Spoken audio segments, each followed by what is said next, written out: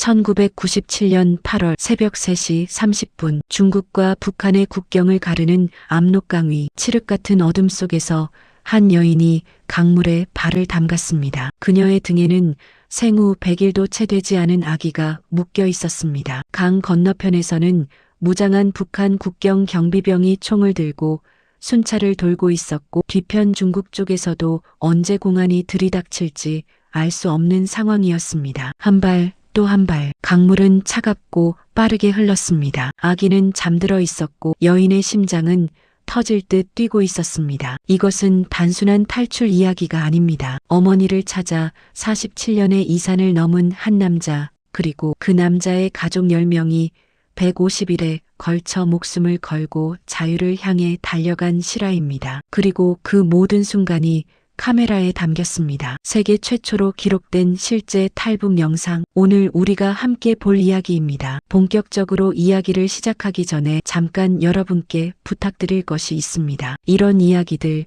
역사의 기록 속에 묻혀버릴 뻔한 실화들을 앞으로도 계속 발굴하고 전달하려면 여러분의 응원이 정말 큰 힘이 됩니다. 지금 이 영상 아래 구독 버튼과 좋아요 버튼 한 번씩만 눌러주세요. 알림 설정까지 해주시면 다음 이야기도 놓치지 않으실 수 있습니다. 1997년 7월 27일 한여름에 뙤약볕이 내리쬐는 중국 길림성 깊숙한 곳에 장백 조선족 자치현이라는 작은 도시가 있습니다. 그 이름만 들어서는 평범한 중국 변방의 소도시처럼 들릴 수 있지만 이곳은 그 어떤 지역과도 다른 특수한 지리적 조건을 가지고 있습니다. 바로 압록강 하나를 사이에 두고 북한과 마주보고 있는 접경 도시이기 때문입니다. 강폭은 좁은 구간에서 불과 수백 미터, 날씨가 맑은 날이면 북한 땅의 나무 한 그루, 사람 한 명의 움직임까지도 육안으로 식별이 가능할 만큼 두 나라의 경계는 지근거리에 있습니다. 그만큼 이 도시는 늘 긴장감 속에 놓여 있습니다. 중국 공안의 감시는 하루 24시간 끊이지 않았고 북한에서 넘어온 사람들에 대한 단속과 추방 작업도 수시로 이뤄졌습니다. 탈북자 한 명을 숨겨줬다가 발각되면 중국 시민도 심각한 처벌을 받을 수 있었고 조선족들 사이에서도 탈북자를 돕는 일은 말 그대로 목숨을 거는 행위나 다름없었습니다. 바로 이 도시에 1997년 7월 하순의 어느 날 밤 SBS의 김천홍 기자가 카메라를 들고 조용히 입성했습니다. 그가 이 위험한 접경 도시까지 찾아온 데에는 단 하나의 이유가 있었습니다. 북한에서 탈출한 한 남자와 그 가족의 이야기를 세상에 전하기 위해서였습니다. 그 남자의 이름은 이용훈, 당시 나이 62세. 그는 북한에서 태어나 평생을 그 체제 아래에서 살아온 평범한 노인이었습니다. 하지만 그에게는 몇십 년이 넘도록 단 한 번도 만나지 못한 사람이 있었습니다. 바로 그의 어머니 백홍룡 할머니였습니다. 이산가족, 한반도 분단이 만들어낸 가장 가슴 아픈 단어 중 하나입니다. 전쟁의 포화 속에서, 체제의 분단 속에서, 그리고 세월의 흐름 속에서 가족들은 서로를 잃었습니다. 이용훈의 어머니 백홍룡 할머니는 아들의 탈출 소식에 심양으로 나와 있었습니다. 그리고 그 긴 이별의 끝을 향해 이용훈은 마침내 행동에 나섰습니다. 김천홍 기자가 이용훈 씨와 처음 접촉했을 때 이미 이용훈 씨 일행의 일부가 중국 쪽으로 건너와 있는 상태였습니다. 이용훈 씨 본인, 그리고 그의 첫째 딸인 이해란, 그리고 이해란이 낳은 생후 100일짜리 아기까지 세 사람이 목숨을 걸고 압록강을 건너 중국 땅에 발을 딛는 데에는 이미 성공했습니다. 하지만 문제가 있었습니다. 아니, 문제라는 말로는 충분하지 않을 만큼 복잡하고 무거운 현실이 그들 앞에 놓여 있었습니다. 이용훈 씨의 가족은 그 세 사람만이 아니었습니다. 북한에는 아직 그의 아내가 있었고 아들들이 있었고 며느리와 사위와 손자들이 있었습니다. 총 7명의 가족이 여전히 북한 땅에 남아 있었습니다. 아들 학철, 아들 상철, 막내 미란, 그리고 각각의 배우자와 자녀들까지 가족 전체를 합산하면 이용훈 씨를 포함해 무려 10명의 대가족이었습니다. 3명이 먼저 강을 건넜지만 나머지 7명은 아직 북쪽에 있었습니다. 그리고 그들이 자발적으로 탈출을 결심한 상태도 아니었습니다. 탈북은 결코 가볍게 결정할 수 있는 일이 아닙니다. 북한 체제 아래에서 탈북은 단순한 불법 월경이 아니라 국가에 대한 배신이자 반역으로 간주됩니다. 가족 중 한 명이라도 탈북을 하면 그 가족 전체가 연좌제의 표적이 됩니다. 직장을 잃고 집을 잃고 사회에서 완전히 격리됩니다. 최악의 경우에는 정치범 수용소로 끌려가게 됩니다. 그러니 탈북을 결심한다는 것은 지금까지 살아온 모든 것을 포기하고 불확실한 미래를 향해 뛰어드는 것을 의미합니다. 게다가 강을 건너는 그 순간 총에 맞아 죽을 수도 있었습니다. 이런 상황에서 가족들은 두려웠습니다. 일부 가족은 탈북을 강하게 반대했고 더 큰 문제는 이용훈 씨의 이모가 탈북 계획을 눈치채고 가족들을 감시하기 시작했다는 것이었습니다. 북한 사회는 주민 서로가 서로를 감시하는 구조입니다. 이웃이 이웃을, 가족이 가족을 신고하는 일이 비일비재한 사회. 이용훈 씨의 이모가 계획을 알게 됐다는 것은 당국에 신고될 수도 있다는 것을 의미했습니다. 시간은 촉박했고 상황은 걷잡을 수 없이 복잡하게 얽혀 들어갔습니다. 이 긴박한 상황 속에서 아버지 이용훈 씨와 딸 이해라는 중국에서 머리를 맞대고 앞으로 어떻게 할 것인지 논의했습니다. 선택지는 크게 두 가지였습니다. 지금 있는 세 사람만이라도 한국으로 가는 길을 모색하는 것, 아니면 어떻게든 북한에 남아있는 가족들을 데리고 나오는 것. 이용훈 씨에게 있어 후자의 선택은 단순한 선택이 아니었습니다. 47년 만에 만난 어머니를 두고 자신이 다시 북한으로 돌아간다는 것을 의미했으니까요. 김천홍 기자는 이 모든 상황을 카메라에 담으면서 자신이 목격하고 있는 것이 단순한 개인의 이야기가 아니라는 것을 직감했을 것입니다. 이것은 분단의 역사가 낳은 비극이었고 그 비극 속에서도 포기하지 않는 인간의 의지에 관한 이야기였습니다. 그리고 그 이야기는 이제 막 시작되려 하고 있었습니다. 이야기를 이해하기 위해 잠시 이해란이라는 인물을 좀 더 깊이 들여다볼 필요가 있습니다. 이해란은 이용훈 씨의 첫째 딸로 당시 30살을 막 넘긴 젊은 여성이었습니다. 그녀의 삶은 보통의 북한 여성들과 크게 다르지 않았습니다. 배급에 의존해 생활하고 당의 지시에 따라 살아가는 일상. 하지만 1990년대 중반 북한 전역을 강타한 대기근은 그 일상마저 빼앗아갔습니다. 이른바 고난의 행군이라 불리는 그 시기 수십만에서 수백만 명이 굶어 죽었다는 역사적 평가가 있을 만큼 북한 사회는 극도의 혼란과 절망으로 빠져들었습니다. 이런 상황에서 이해라는 결혼을 하고 아이를 낳았습니다. 하지만 그 아이가 생후 100일도 채 되지 않은 때에 그녀는 아버지와 함께 압록강을 건너야 했습니다. 자신의 아이와 함께 갓 태어난 아기를 등에 업고 강을 건넌다는 것, 그것이 어떤 의미인지 우리는 상상조차 하기 어렵습니다. 아이가 울음을 터뜨리는 순간 모든 것이 끝납니다. 경비병이 소리를 듣고 달려올 것이고 그 결과는 체포이거나 사살이거나 둘 중 하나입니다. 아이를 단단히 싸매어 아무 소리도 나지 않도록 해야 했고 그러면서도 아이의 숨통은 막히지 않아야 했습니다. 차갑고 빠른 강물 속에서 아이가 물에 닿지 않도록 높이 들어야 했고 그러면서도 자신의 발은 미끄러운 강바닥을 버텨야 했습니다. 이해라는 그 모든 것을 해냈습니다. 강을 건너 중국에 도착했을 때 그녀와 아버지 그리고 아기는 살아있었습니다. 그것만으로도 기적이었습니다. 하지만 기쁨은 오래가지 못했습니다. 북한에 남아있는 가족들의 소식이 심상치 않았기 때문입니다. 이모가 탈북 계획을 눈치챈 것은 분명했습니다. 그 이모는 체제에 대한 충성심이 강한 사람이었고 이미 주변에 의심을 품기 시작했다는 첩보가 들어왔습니다. 만약 당국에 신고라도 된다면 북한에 남아있는 가족들은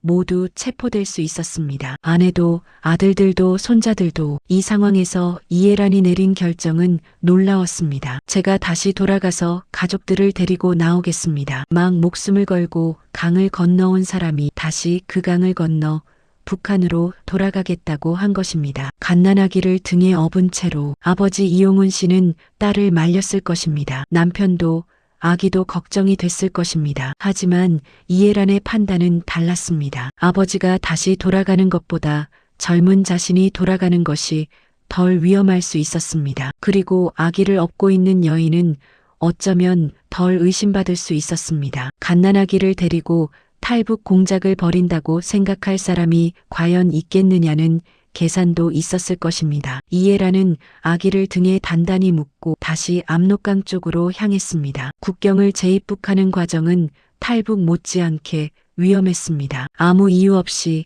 강을 건너온 사람이 다시 북한으로 돌아가는 것 자체가 수상한 일이었습니다. 중국 쪽에서 공안에게 붙잡힐 수도 있었고 북한 쪽에서 경비병에게 발각될 수도 있었습니다. 그리고 실제로 이에라는 국경 경비병에게 발각됐습니다. 숨을 죽이며 강을 건너던 그녀가 경비병의 눈에 띈 것입니다. 경비병은 총을 들고 다가왔습니다. 갓난아기를 업은 젊은 여인이 새벽에 강에서 나타나는 것은 아무리 봐도 정상적인 상황이 아니었습니다. 바로 이 순간 이에라는 미리 준비해온 것을 꺼냈습니다. 담배와 술, 그것이 국경의 현실이었습니다. 총을 든 경비병도 결국은 먹고 사는 사람이었습니다. 배급이 제대로 돌아오지 않는 북한에서 담배 한 갑과 술 한 병은 상당히 매력적인 물건이었습니다. 이에라는 경비병에게 뇌물을 건넸고 경비병은 못 본 척 돌아섰습니다. 이 장면은 당시 탈북의 현실을 적나라하게 보여줍니다. 목숨을 건 탈출이 담배와 술이라는 너무나도 세속적인 물건에 의해 가능해지는 현실, 체제의 감시망이 결국 인간의 가장 기본적인 욕구 앞에서 무너지는 아이러니. 하지만 그 아이러니가 이에란의 목숨을 살렸고 아기의 목숨도 살렸습니다. 북한 땅으로 돌아온 이에란은 가족들을 만났습니다. 하지만 상황은 그녀의 기대만큼 간단하지 않았습니다. 이모는 이미 무언가를 눈치채고 있었고 가족들 사이에서는 탈북을 둘러싼 갈등이 격화되고 있었습니다. 탈북을 원하는 사람과 두려워하는 사람, 가족이 쪼개질 위기였습니다. 이모는 움직이는 즉시 보고하겠다, 이렇게 말했습니다. 한바탕 난리를 치더니 자리를 펴고 그 집에서 드러누워 버렸습니다. 가족들을 감시하기 위해서였습니다. 그리고 이 소식은 중국에 있는 이용훈 씨에게도 전해졌습니다. 여기서 이용훈 씨가 내린 결정을 들으면 아마 많은 분들이 눈물을 삼키게 될 것입니다. 말없이 담배만 피던 이용훈 씨는 결정하였습니다. 저도 북으로 돌아가겠습니다. 어머니를 보고 싶은 마음이 컸기에 여기까지 왔지만 북한에 남겨진 가족들을 두고 혼자만 자유를 누릴 수는 없었습니다. 아내가 있었습니다. 자식들이 있었습니다. 손자들이 있었습니다. 그들 모두가 자신으로 인해 위험에 처할 수 있는 상황이었습니다. 이용훈 씨 가세요. 저희도 한국으로 돌아가겠습니다. 라고 말했습니다. 김 기자는 안타깝고 속상했지만 그렇게 철수를 하고 한국으로 돌아왔습니다. 이 장면은 단순히 탈북의 역사를 넘어 인간이 가족을 위해 얼마나 멀리까지 갈 수 있는가를 보여주는 장면입니다. 자유를 손에 쥔 순간 그 자유를 내려놓고 다시 위험 속으로 뛰어드는 것, 그것이 이용훈 씨가 선택한 길이었습니다. 한편 북으로 돌아간 에란 씨의 집에서는 이모가 집으로 돌아갔습니다. 왜냐하면 그 다음 날이 광복절인 8월 15일이었기 때문입니다. 북한에서는 광복절이 민족해방 기념일이라고 해서 집집마다 명절처럼 상을 차리기 위함입니다. 이모가 돌아가자 에란 씨는 다시 탈출을 결심합니다. 하지만 아직까지도 가족끼리 합의가 되지 않은 상태였습니다. 에란 씨는 일을 저지르기로 하고 곧바로 조선족 안내인한테 연락을 합니다. 내일 다 같이 압록강을 건너가겠습니다. 기자동무를 불러주십시오. 그리고 남은 시간 동안 어떻게든 가족을 설득하기로 하였습니다. 어머니에게 시간이 없으니 빨리 준비하라고 했지만 작은 아들 상철이를 두고 못 간다고 하였습니다. 1997년 8월 중순 새벽 3시 반, 이에란 씨가 조선족 안내인과 약속한 시간이 되었습니다. 에란은 어머니에게 마지막 인사를 올리고 집을 나섰습니다. 동생 학철과 아버지 이용훈 씨가 같이 따랐습니다. 압록강 변의 밤은 유난히 어두웠습니다. 중국과 북한의 국경을 따라 설치된 감시 초소에는 총을 든 경비병들이 교대로 순찰을 돌고 있었습니다. 달빛조차 구름에 가려진 어두운 밤이었지만 그것이 오히려 이용훈 씨 일행에게는 도움이 됐습니다. 100일짜리 아기는 이에란의 등에 단단히 묶여 있었습니다. 모두들 숨을 죽이고 발걸음을 최대한 소리 없이 옮겼습니다. 나뭇가지 하나가 발에 밟혀 부러지는 소리조차 이 상황에서는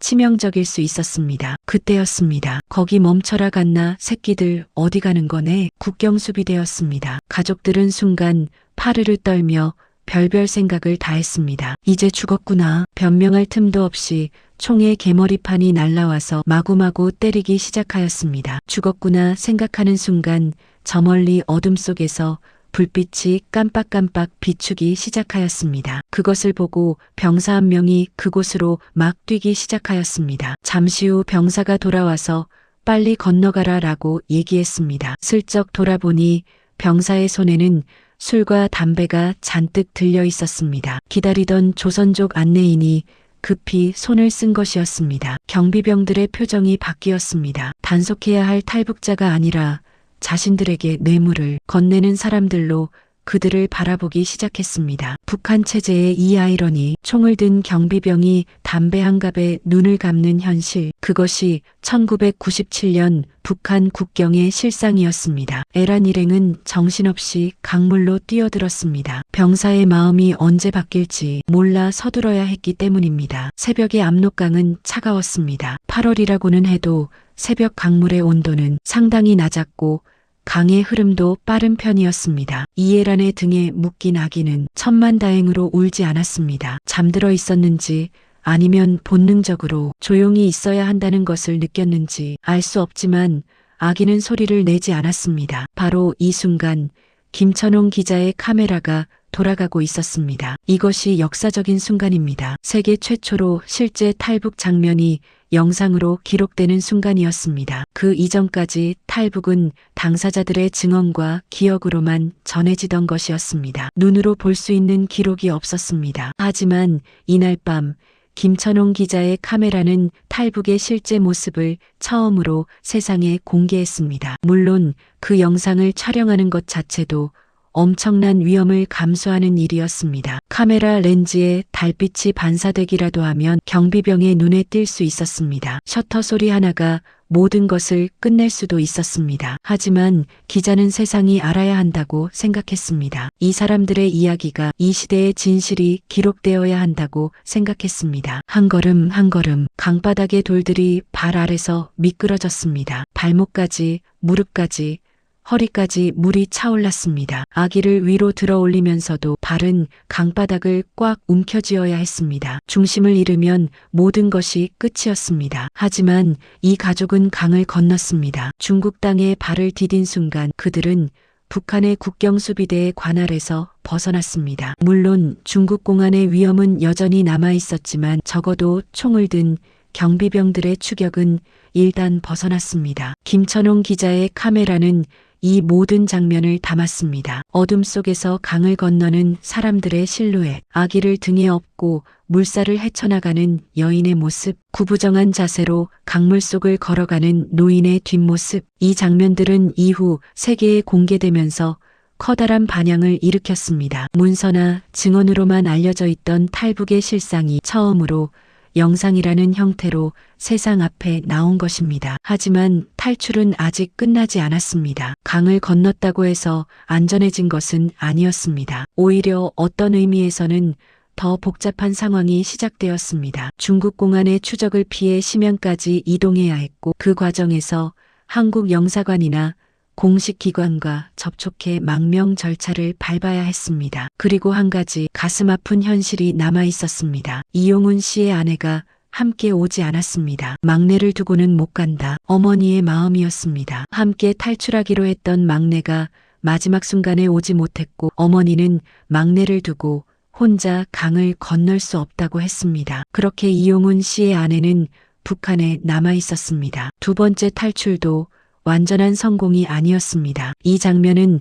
탈북이 단순히 개인의 선택과 용기만으로 이루어지는 일이 아니라는 것을 보여줍니다. 모든 가족이 같은 마음, 같은 준비 상태, 같은 타이밍을 가질 수는 없습니다. 가족 중 한 명이라도 마음이 흔들리면 모든 계획은 다시 처음부터 시작해야 합니다. 그리고 이용훈 씨는 다시 그 현실을 받아들여야 했습니다. 강을 건넌 일행에게 주어진 시간은 없었습니다. 날이 밝으면 중국 공안의 순찰이 강화됩니다. 압록강 인근 지역에서 조선족도 아니고 중국인도 아닌 체격과 말투에서 북한 사람임이 드러나는 사람들이 발견되면 즉시 추방 절차에 들어갑니다. 중국 정부는 공식적으로 탈북자를 난민이 아닌 불법 이민자로 규정하고 있었기 때문에 붙잡히는 순간 북한으로 강제 송환됩니다. 강제 송환이 의미하는 것은 북한에서 기다리는 혹독한 처벌이었습니다. 그래서 이동은 즉시 그리고 최대한 빠르게 이루어져야 했습니다. 택시 4대. 이 숫자가 기묘하게 들릴 수 있지만 당시 상황에서는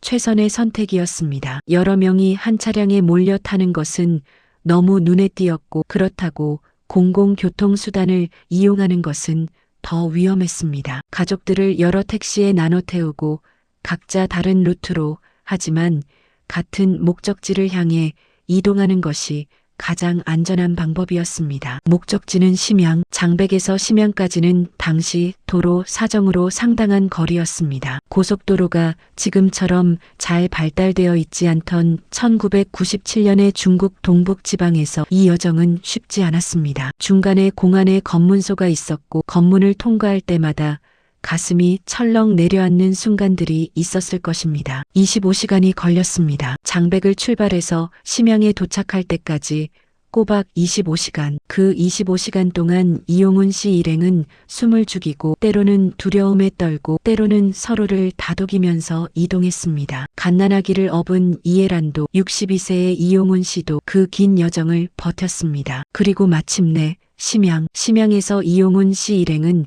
어머니 백홍룡 할머니와 합류했습니다. 47년이었습니다. 47년이라는 시간을 생각해 보십시오. 1950년대에 헤어진 모자가 거의 반세기가 지나서야 다시 만나는 것입니다. 어머니가 아들을 처음 안아 올렸던 때로부터 아들이 어머니 품을 떠나지 않으면 안 됐던 시절로부터 47년, 그 사이에 세상은 몇 번이나 바뀌었고 두 사람은 각각의 삶을 살았고 서로의 얼굴이 기억 속에서 점점 흐려지면서도 끝내 지워지지는 않았을 것입니다. 어머니와 아들이 마주보는 순간 어떤 말도 필요하지 않았을 것입니다. 그냥 서로를 보는 것만으로 충분했을 것입니다. 47년 동안 삼킨 눈물이 그 자리에서 모두 쏟아졌을 것입니다. 김천홍 기자는 이 장면도 카메라에 담았습니다. 그 장면은 이후 많은 사람들에게 깊은 감동을 전했습니다. 분단의 아픔, 이산의 고통, 그리고 그 모든 것을 뛰어넘은 가족의 사랑. 그것이 한 장면에 모두 담겨 있었습니다. 심양에서 이용훈 씨 일행은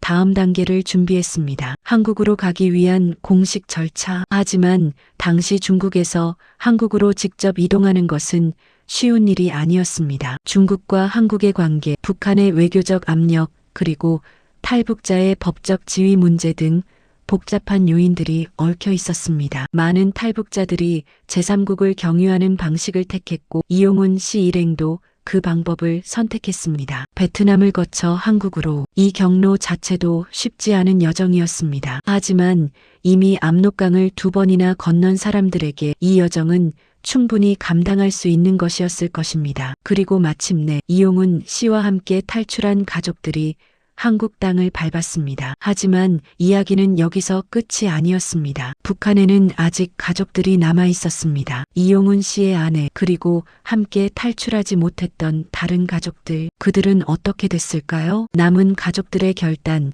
그리고 150일간의 드라마의 끝. 이용훈 씨가 한국에 도착했다는 소식은 북한에 남아있는 가족들에게도 어떤 방식으로든 전해졌을 것입니다. 그리고 그 소식은 남아있는 가족들의 운명을 되돌릴 수 없는 방향으로 바꿔놓았습니다. 북한 사회에서 가족 중 한 명이 탈북에 성공했다는 것은 나머지 가족들에게 엄청난 위협이 됩니다. 연좌제, 한 사람의 행동이 그 가족 전체에게 영향을 미치는 체제. 이용훈 씨가 탈북해서 한국에 정착했다는 사실이 당국에 알려지는 순간 북한에 남아있는 아내와 자녀들은 즉시 조사와 처벌의 대상이 됩니다. 정치범 수용소로 끌려갈 수도 있었고 직장과 집을 잃을 수도 있었습니다. 그 현실 앞에서 남아있는 가족들은 깨달았습니다. 이제 더 이상 머물 이유가 없다고. 아니, 더 정확하게는 머물면 안 된다고 이용훈 씨의 아내는 생각했을 것입니다. 막내를 두고 떠날 수 없어서 남아 있었지만 이제는 남아 있다고 해서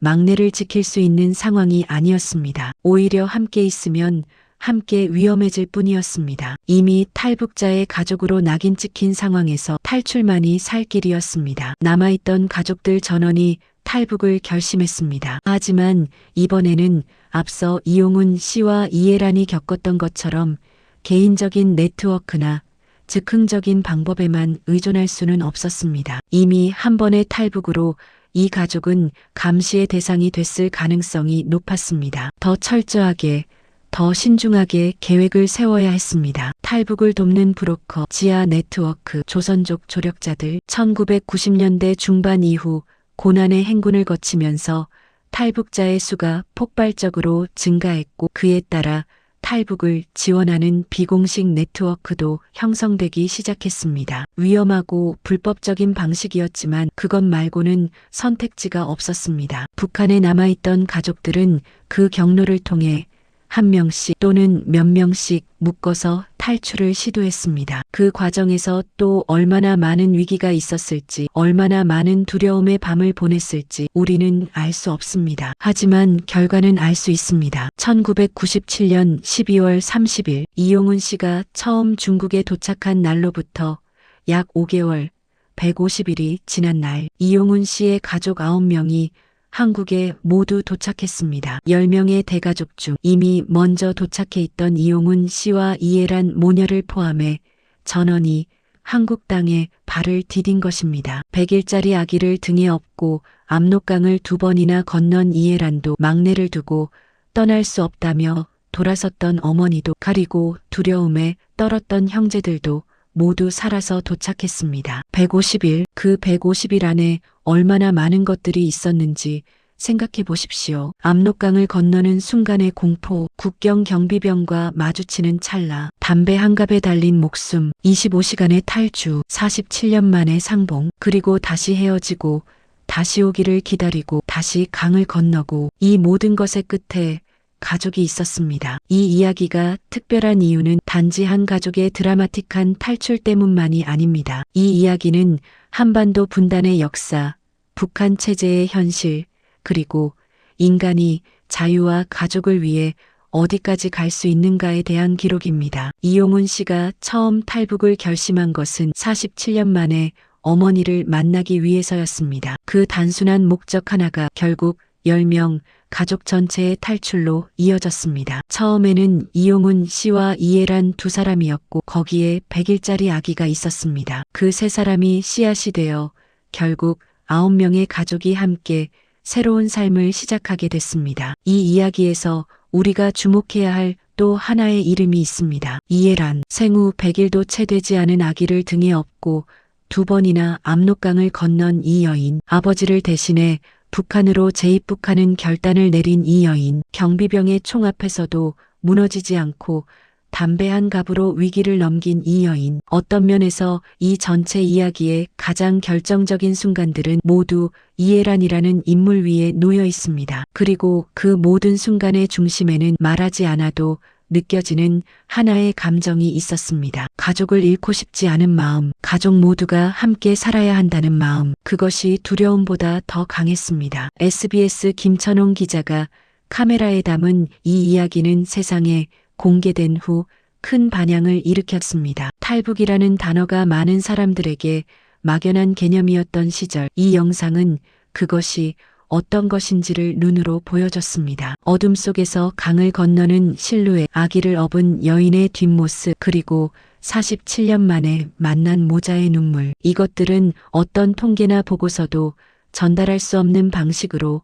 분단의 현실을 사람들의 가슴 속에 새겼습니다. 오늘날 탈북자의 수는 3만 명을 넘어섰습니다. 그들 각각이 압록강이나 두만강을 건너는 순간에 겪었을 공포, 강물의 차가움, 경비병의 손전등빛, 가리고 강 건너편에서 기다리는 자유에 대한 희망, 그 모든 것이 이용훈 씨 가족의 이야기 안에 압축되어 있습니다. 1997년 12월 30일 가족이 모두 한국에 도착했을 때 이용훈 씨는 어떤 표정을 지었을까요? 새해를 하루 앞둔 날 10명의 가족이 처음으로 함께 한국의 땅에 서서 앞으로의 삶을 시작했습니다. 47년을 기다려 만난 어머니도 곁에 있었을 것입니다. 백홍룡 할머니는 압록강 건너편을 바라보던 그 긴 세월이 헛되지 않았음을 이제야 느꼈을 것입니다. 150일간의 드라마는 끝났습니다. 하지만 그들의 이야기는 끝난 것이 아니라 새로운 장이 시작된 것이었습니다. 자유의 땅에서